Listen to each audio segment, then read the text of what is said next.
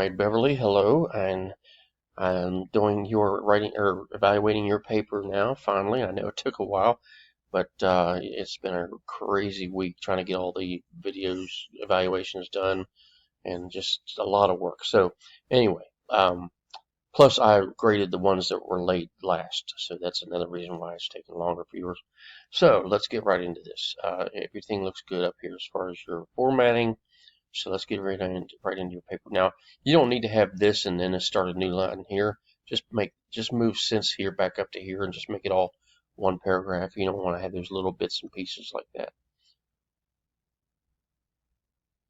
Now, did this come from a source? Because if this came from a source, it needs to be cited. Remember that. But if it's, of course, if it's your own suggestion or your own opinion, then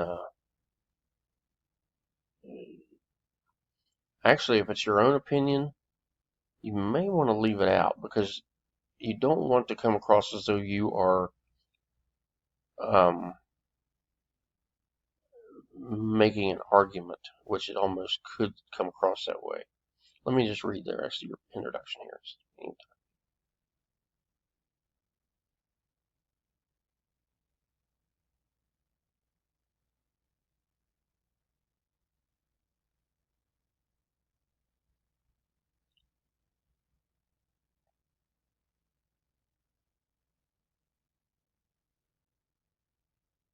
Okay, so excuse me. So you might want to reduce this a little bit. Take a look at the sample and see how she does the introduction in the sample. It should be relative. It should be maybe this long or maybe a little longer. It shouldn't be too awful long. So this long might be good, but it should end with the thesis statement. What it seems to be like right here is where your thesis statement is, but that actually should end your introduction. Then your literature review should be next, and it should have a subtitle here that actually says literature review. You don't have any subtitles, so you're going to have to add those in too. What you're going to need to do is just go back and basically just make sure you have that sample up and use it to write your paper so that you can make sure you do it just like the sample shows you how to. Okay. You also want to keep yourself out of it, so don't say I, me, or mine, no first person.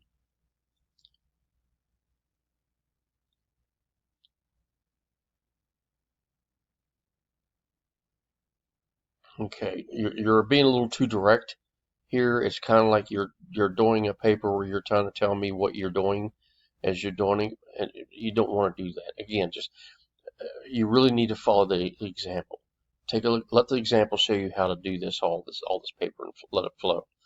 As a matter of fact, I might just not even go through the whole thing until you've had a chance to fix it according to that, because you're not getting the whole. I don't feel like you're getting the whole gist of how it should really flow. And especially it's hard without the I don't see where like a specific literature review is here.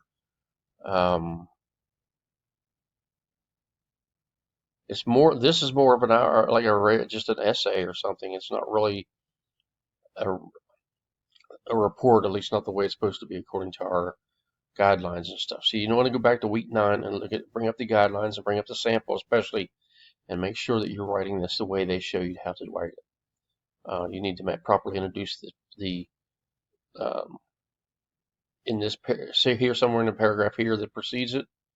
You need to have oh, wait a minute, that is a conclusion. Okay, so yeah, it's completely yeah, you just need to go back and make sure you follow those guidelines, and especially the sample closely to make sure you do that correctly. Also, make sure you look at that for how to do your in-text citations throughout and how to do this works cited page. Okay, so you got some work to do. Sorry to say, you're going to have to go back and fix a lot of things to get it right. But once you do have it fixed, make sure that you highlight everything that you fixed, highlight it and annotate it so that I can tell what you fixed all the way through the paper. I got to see highlights and annotations all the way through the paper to show me what you did to fix it. Okay, and that will do it for this video. If you need help with any of that stuff, just let me know.